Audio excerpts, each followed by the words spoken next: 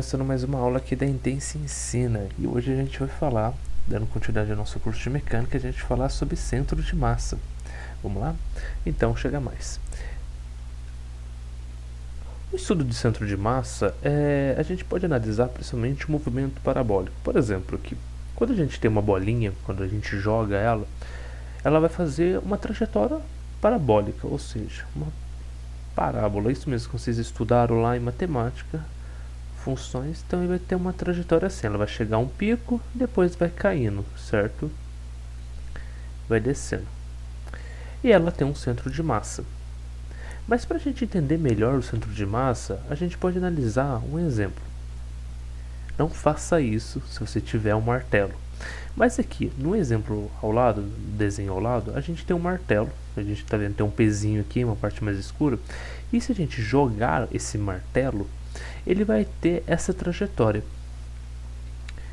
Aqui, ele vai ter uma trajetória parabólica também, gente, tá bom? Vai ter uma trajetória parabólica, mas você vai perceber que a rotação vai ter passando por um centro, certo? Só que aqui o cabo está um pouquinho menor pelo desenho, mas perceba, vai ter um centro que vai ter esse giro aí, ok? A trajetória do martelo vai ser esse.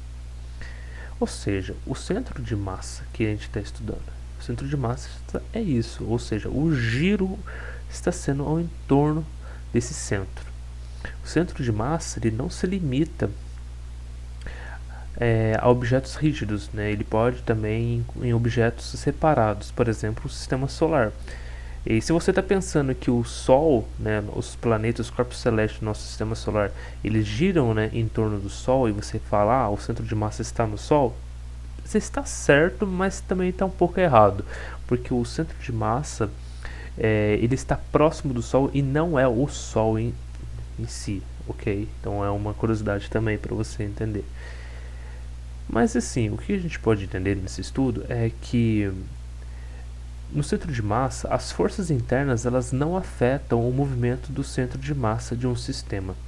Por exemplo, vamos analisar o seguinte: quando você vê vamos analisar, por exemplo, um atleta, ele vai pular, ele vai fazer algum movimento, então durante esse movimento o corpo ele sofre alterações e por efeito de forças internas não irá alterar o movimento do centro de massa.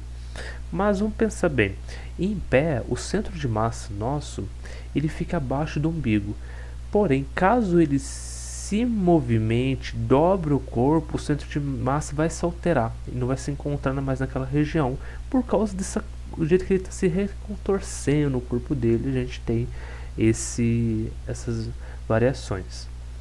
E como fica a localização do centro de massa?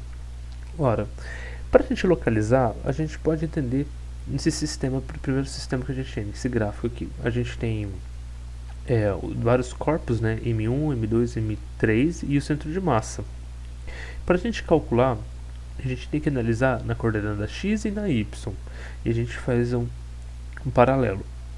Já enquanto a gente tem três coordenadas aqui, a gente tem que analisar no sistema que tiver mais um sistema que tiver mais partículas todos no mesmo plano, a gente considera um sistema de coordenadas Z, ok? Então vamos lá. Vamos fazer primeiro aqui a coordenada para a gente achar nesse primeiro gráfico aqui. Então como é que fica?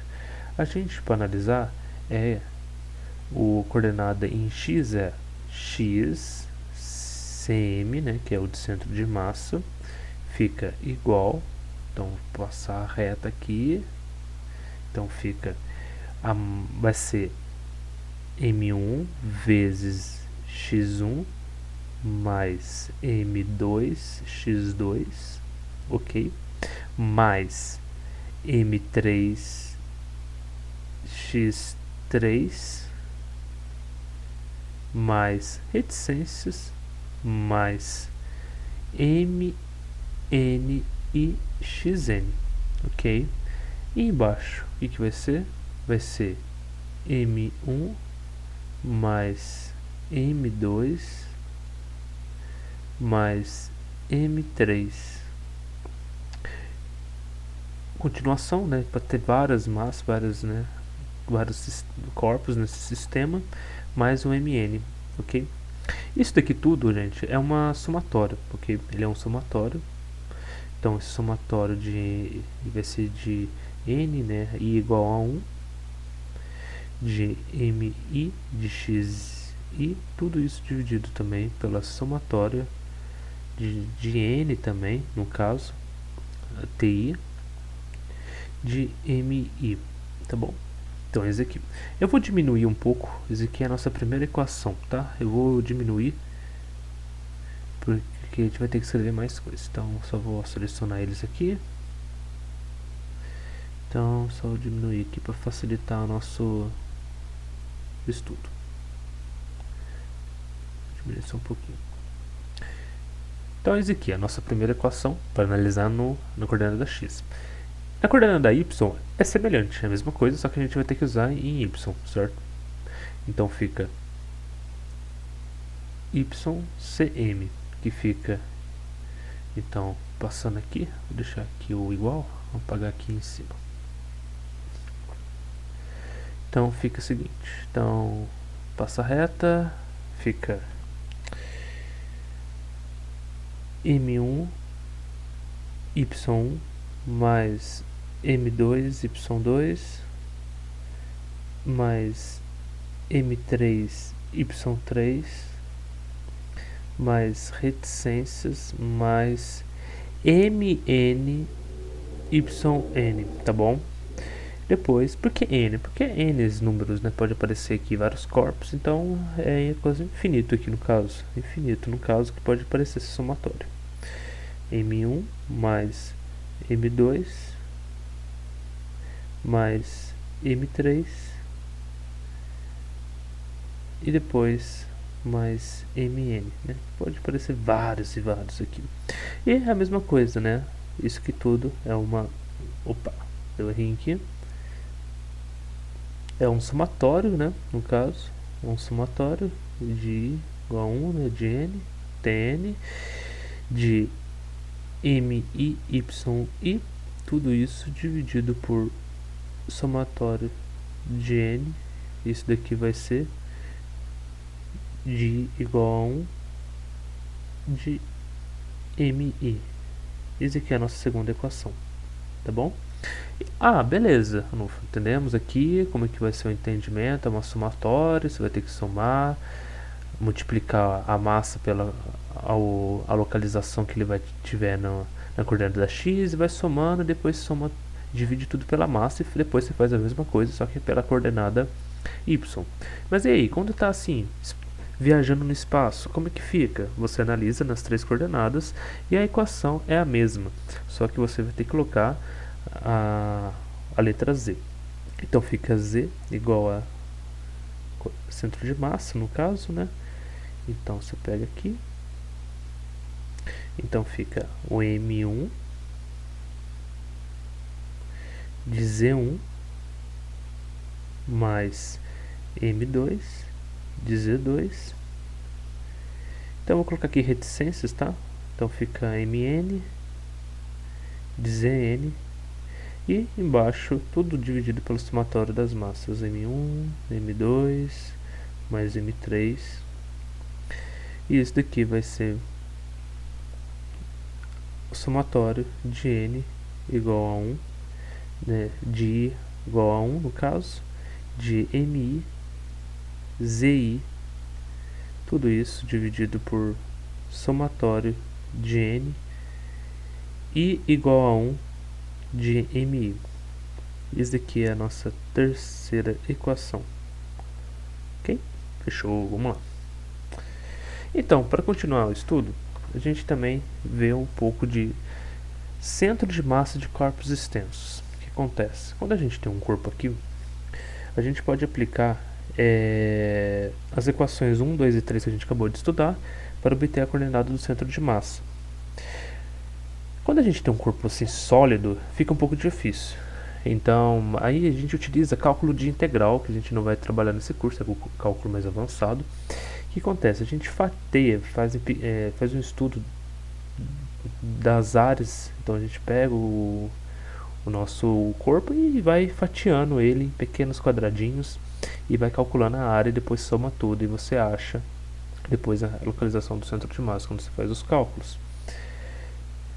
Então fica dessa forma que a gente faz o estudo. Então isso aqui é uma curiosidade. Então nesses casos assim, quando o corpo não é tão uniforme, a gente faz o cálculo integral, tá bom?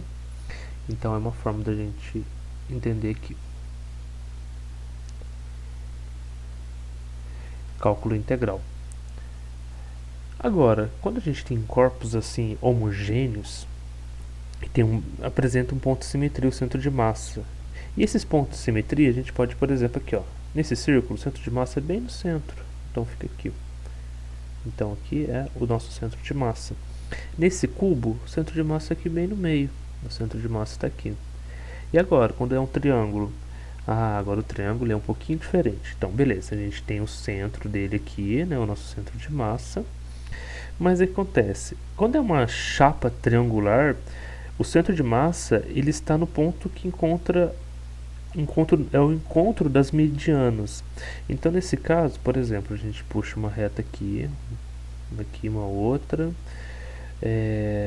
Aí depois a gente puxa uma outra aqui nesse ponto, até aqui, depois daqui até aqui, ok?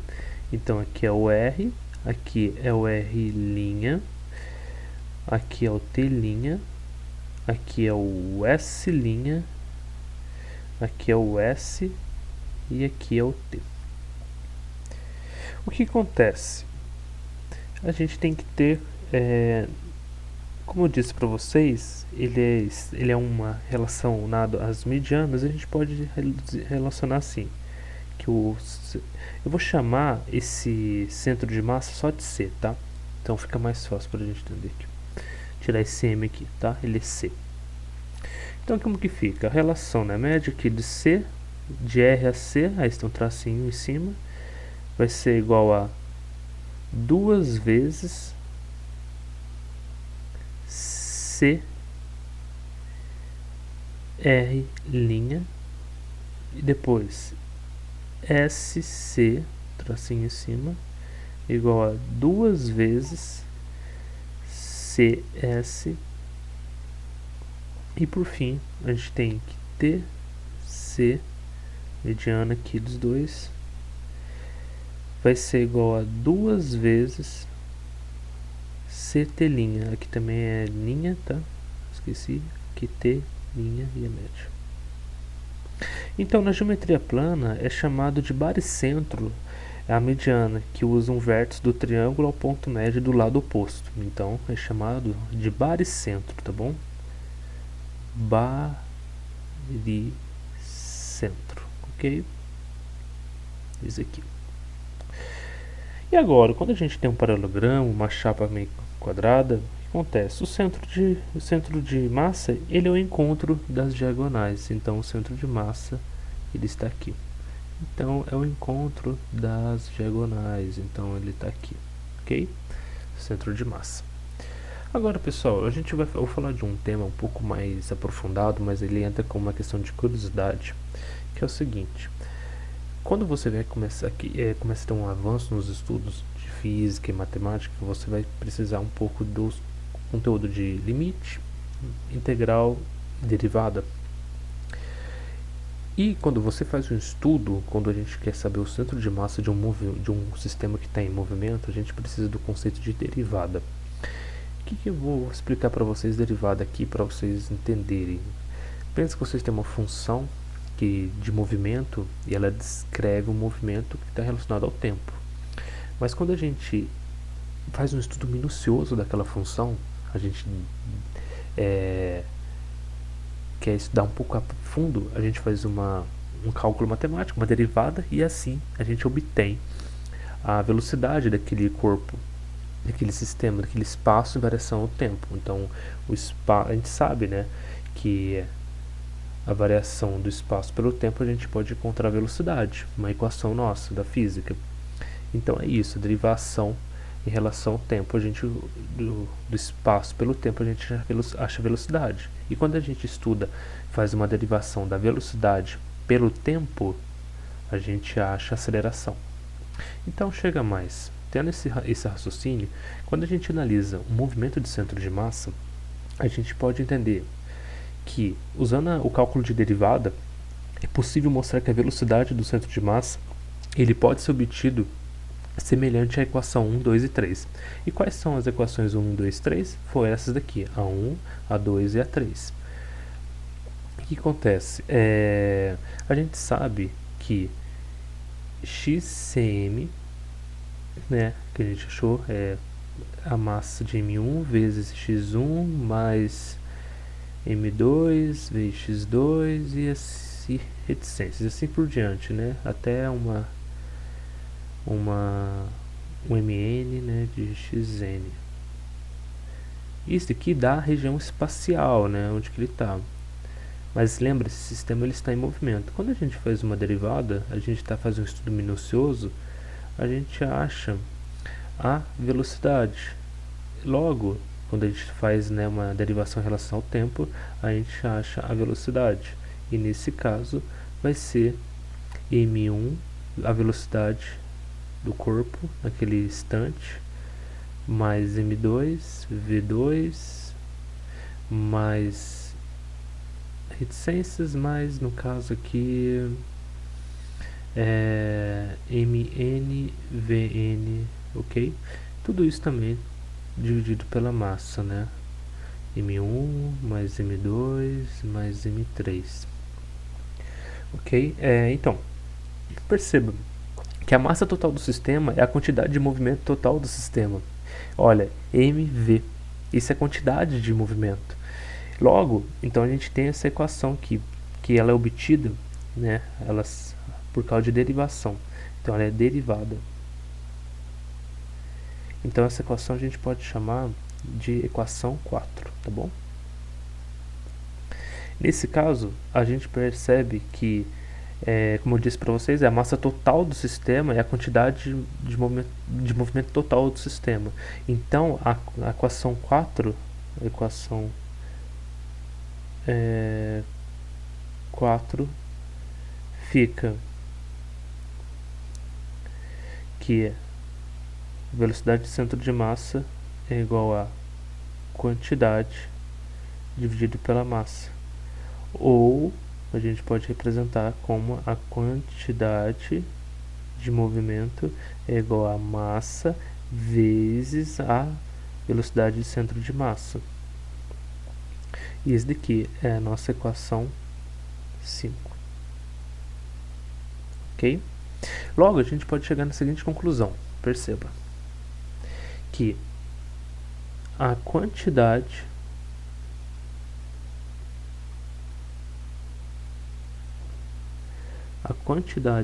de movimento total do sistema é igual ao produto da massa total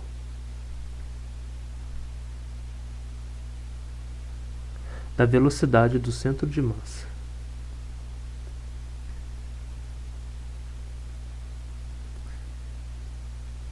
Do centro de massa, ok? Então, vamos lá. Logo, se a gente tem a velocidade, se a gente derivar e fazer um estudo mais aprofundado, a gente pode achar a aceleração dela. Então, a aceleração a gente sabe como que é. Logo, a aceleração a gente também acha força. A partir daí, a gente acha a aceleração desses três corpos que a gente está aqui. Então, a gente tem a aceleração de 1, aceleração de 2 e aceleração de 3, ok? E a partir daí, a gente tem a força de F1, F2 e F3, ok? Logo, a gente tem o que? Pela segunda lei de Newton, F1, M1A1, F2, M2A2 e F3, M3A3. Logo, para achar a aceleração desse centro de massa, não foge muito do esquema que a gente está estudando. Então fica aqui a aceleração do centro de massa, fica que vai ser m1a1 mais m2a2 mais m3a3 e assim por diante. E também tudo isso dividido pela somatória das forças do sistema, das massas do sistema, ok? Beleza? Assim, o que acontece? O que a gente pode entender nesse sistema? O numerador do lado direito da equação 5, aqui em cima, ele é a soma de todas as forças que atuam nas partículas, ou seja, uma força total. E a equação 5 ficamos da seguinte maneira: se a gente analisar dessa forma, fica a aceleração do centro de massa igual a força total, tudo isso dividido pela massa, ou seja, em outras circunstâncias, que é a força total. Opa, tem um errinho aqui, acontece, erro de percurso. Total vai ser igual a massa vezes a aceleração do centro de massa. Essa aqui pode chamar de, vamos chamar essa daqui de equação 6, né? E essa aqui de equação 7, ok? Vamos lá. O que acontece? Quando a gente pode entender que a força total no caso, ele é igual à soma, no caso, das forças internas mais a interna. Então fica força interna, de forma externa, mais a força interna no sistema. Assim sendo, sabendo que a gente sabe que não interage, né, a força interna no caso pode ser considerada zero, a gente sabe que isso daqui, essa igualdade é igual à força externa. A partir daí, a gente conclui que a força externa vai ser igual a massa vezes a aceleração do centro de massa. Essa aqui é a nossa equação 8, ok? Essa aqui é a nossa equação 8 no nosso sistema. Percebendo isso, a gente chega a uma conclusão, que a equação 7, que no caso é essa daqui, a equação 7, e a equação 5, que está aqui em cima, nosso estudo, mostra que o centro de massa de um sistema move-se como se toda a massa do sistema estivesse nele concentrada e todas as forças estivessem sendo nele aplicadas. E nesse caso, as forças externas. Você não considera a força interna. E por quê? Ora, porque está lá em cima, no começo da aula. As forças internas não afetam o movimento do centro de massa de um sistema. Por isso que aqui no final eu considerei que a força interna é zero. E só fica força externa, como está aqui na nossa equação 8, que vai ser a única força que vai atuar para afetar esse centro de massa. Ok, pessoal? Então é isso. Essa aula está sendo encerrada. Curta, comente, compartilhe. Se ficou com dúvida, deixe nos comentários. Se inscreva no nosso canal, como também se inscreva nas outras redes sociais, Twitter, Facebook, Instagram. E claro, compartilhe esse vídeo para as outras pessoas para conhecer o nosso curso de mecânica para o ensino médio. Na próxima aula a gente vai fazer exercício e espero vocês até lá.